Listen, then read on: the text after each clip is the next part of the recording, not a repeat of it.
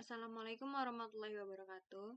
Perkenalkan, saya Prita Aulia Pratama dan rekan saya Syafira Rizky Maharani akan melakukan tanya jawab dengan AI, yang dimana AI tersebut akan bertindak sebagai dosen sains data.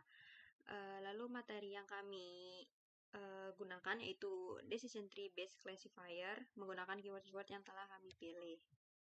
Mungkin bisa langsung dijelaskan. Baik, jadi terkait keyword-keyword yang kami gunakan yaitu mengenai greedy algorithm, Hunt algorithm, binary split, attribute selection measure, dan tree pruning. Di mana topik yang kita bahas mengenai prediksi loyalitas pelanggan pada layanan e-commerce.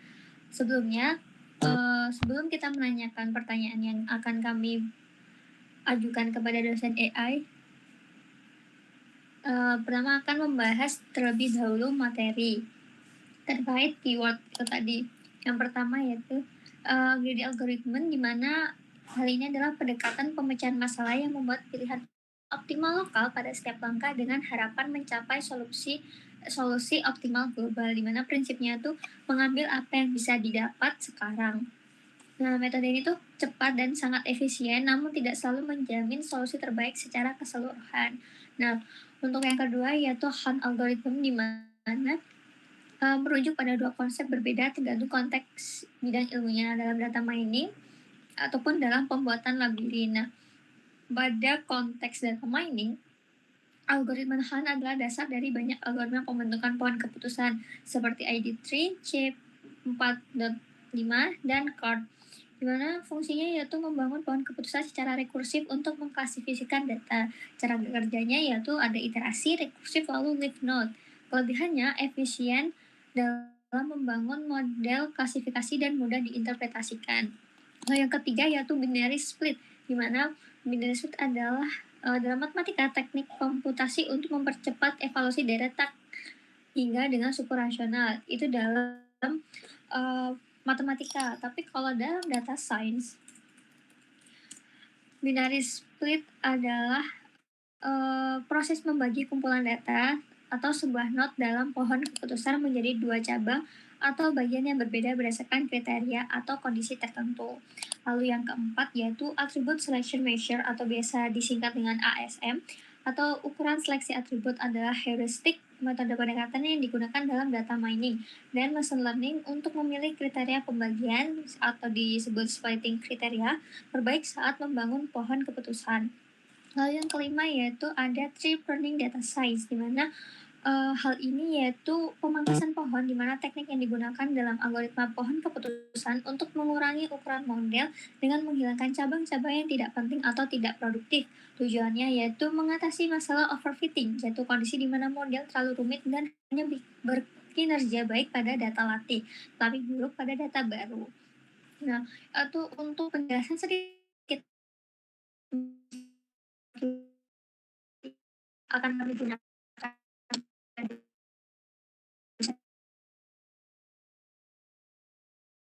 pertanyaan berupa berjenis setiap keyword untuk menguji pemahaman saya tentang topik prediksi layanan pelanggan pada e-commerce dengan keyword trade algorithm, Hunt algorithm, binary split, attribute selection measure, dan returning.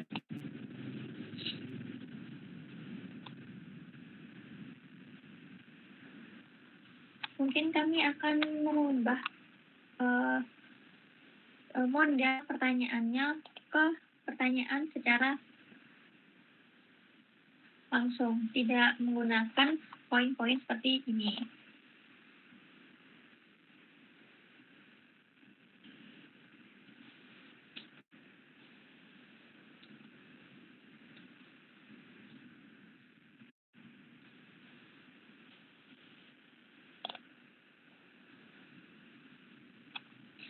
Nah, dosen EL memang memberikan pertanyaan, yaitu yang pertama yaitu tentang greedy algorithm, yaitu dalam konteks pembangunan decision tree, apa konsekuensi jangka panjang bagi model jika kita hanya fokus pada pemilihan atribut terbaik di setiap node saat ini tanpa mempertimbangkan dampaknya terhadap struktur pohon secara keseluruhan.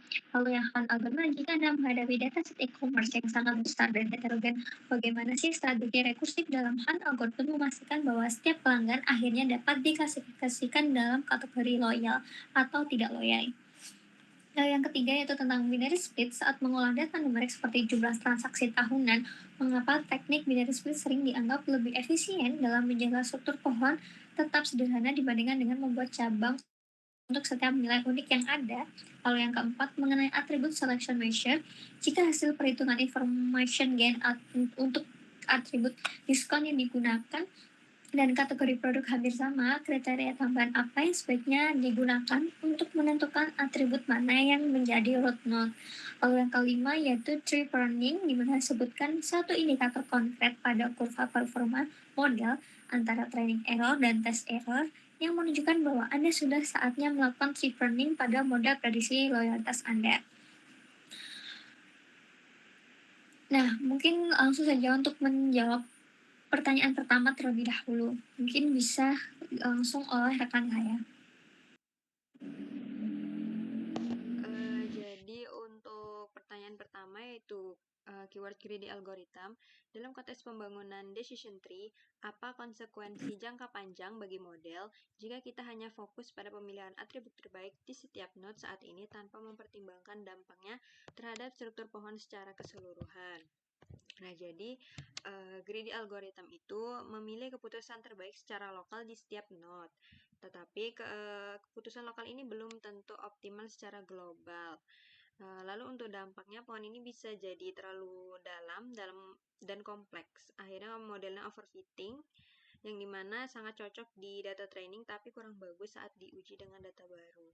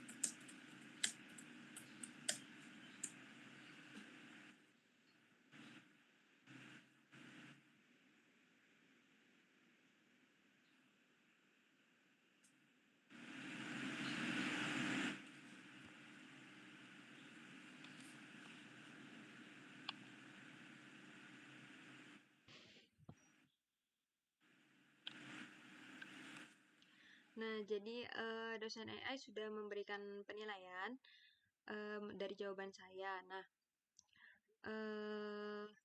dosen sudah memberikan nilai tambahan untuk poin generalisasi. Namun ada satu detail teknis yang perlu Anda catat. Selain risiko overfitting, konsekuensi utama dari greedy algorithm adalah menjebak dalam suboptimal global karena algoritma ini tidak pernah menyesali atau mengevaluasi ulang keputusan yang sudah dibuat di node atas atau no backtracking. Bisa saja ada kombinasi atribut lain yang sebenarnya menghasilkan pohon lebih sederhana dan akurat secara keseluruhan, namun terlewatkan karena kita terlalu fokus pada keuntungan instan di awal. Untuk soal nomor 2 akan dibacakan oleh rekan saya. Untuk pertanyaan yang kedua yaitu mengenai Han algorithm. Jika Anda menghadapi dataset e-commerce yang sangat besar dan heterogen, bagaimana sih strategi rekursif dalam Han algorithm memastikan bahwa setiap pelanggan akhirnya dapat dialokasikan ke dalam kategori loyal atau tidak loyal?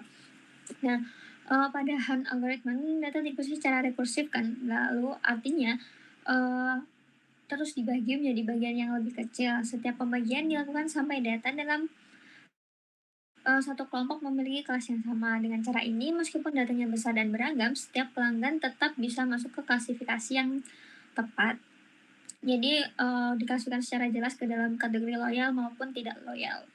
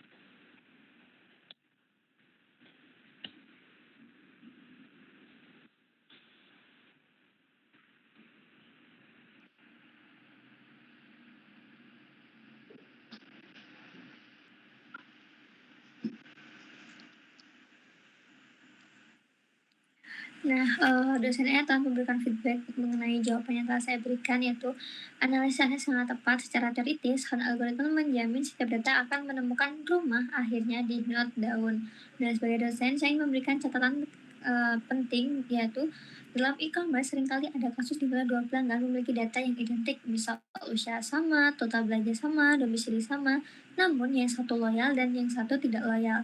Dalam kondisi ini, algoritma akan berhenti dan melakukan majority voting, mengambil kelas yang paling banyak muncul karena data tidak bisa lagi dibagi secara logis. Nah, selanjutnya nomor 3 akan dijelaskan oleh rekan saya. Untuk hal nomor 3 yaitu binary split. Saat mengolah data numerik seperti jumlah transaksi tahunan, misal nilainya beragam dari 1 sampai 1000, mengapa teknik binary split membagi menjadi 2 cabang saja dianggap lebih efisien dalam menjaga struktur pohon tetap sederhana dibandingkan dengan membuat cabang untuk setiap nilai unik yang ada.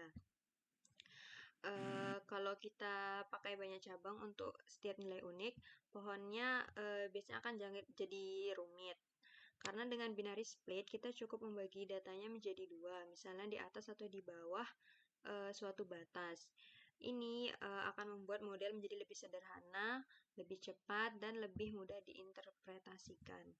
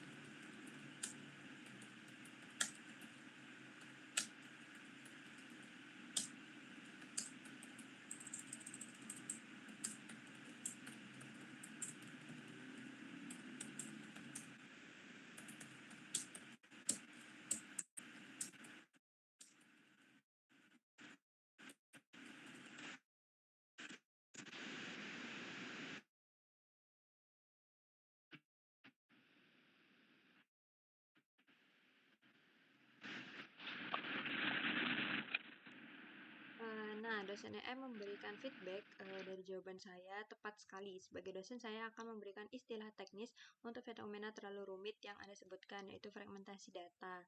Nah, jika setiap nilai transaksi misalnya 1 sampai 1000 dibuatkan cabang sendiri, setiap cabang hanya akan berisi sedikit sekali data pelanggan.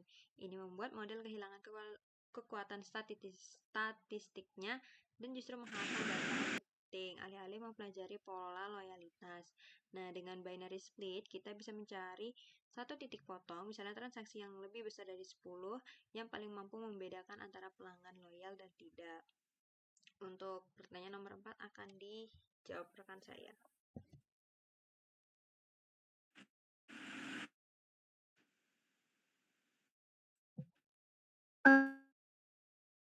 Untuk pertanyaan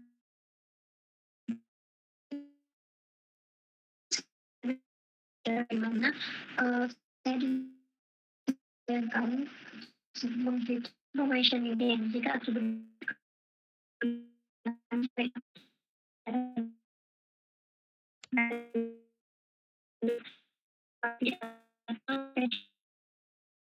sama kriteria atau pertimbangan tambahan kan sebenarnya ada baru atribut punya nilai information game yang gitu kita perlu kriteria tambahan misalnya pilih atribut dengan jumlah kategori yang tidak terlalu banyak supaya pohon tidak terlalu kompleks lalu bisa menggunakan dendrot rasio agar lebih objektif. Selain itu, interpretasi juga penting supaya hasilnya mudah dipahami.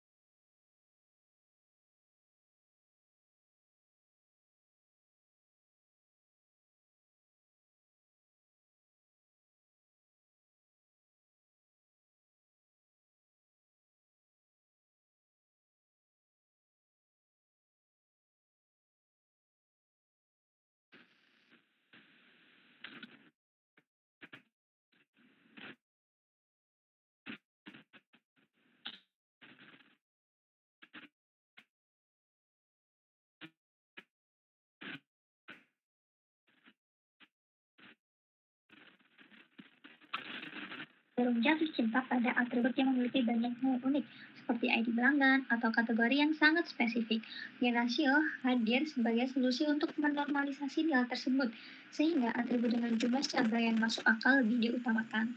Ini menjaga model tetap objektif dan tidak terjebak pada atribut yang tampak informatif, padahal hanya memecah data menjadi potongan-potongan kecil yang tidak berarti.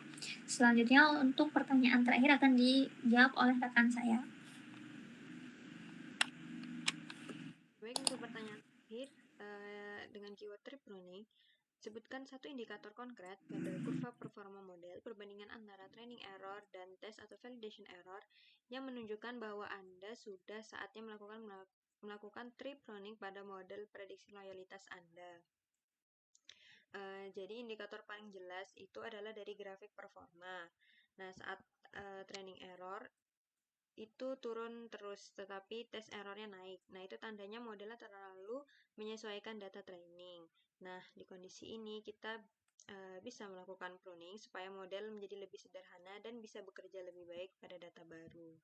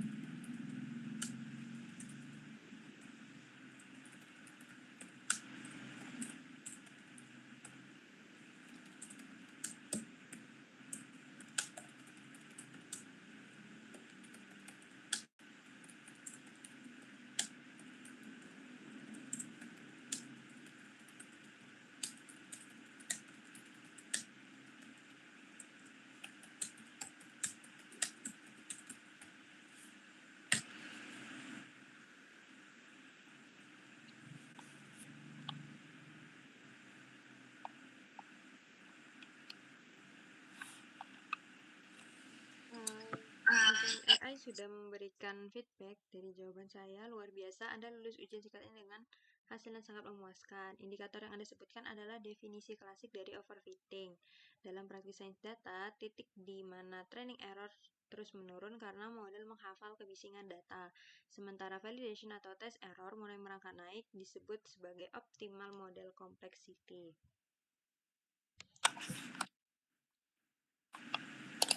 Nah, selanjutnya saya akan memberikan kesimpulan dari pembahasan yang telah kami bahas video kali ini, yaitu jadi kesimpulannya dalam membangun decision tree, kita tidak hanya fokus pada akurasi saja, tetapi juga harus memperhatikan kompleksitas model. Berbagai metode seperti Grady, Han, dan binary membantu dalam proses pembentukan pohon keputusan, tapi tetap perlu kontrol misalnya dengan pruning, supaya model tidak terlalu kompleks dan tujuannya agar model tidak hanya bagus di data training, tetapi tetap akurat saat digunakan pada data baru.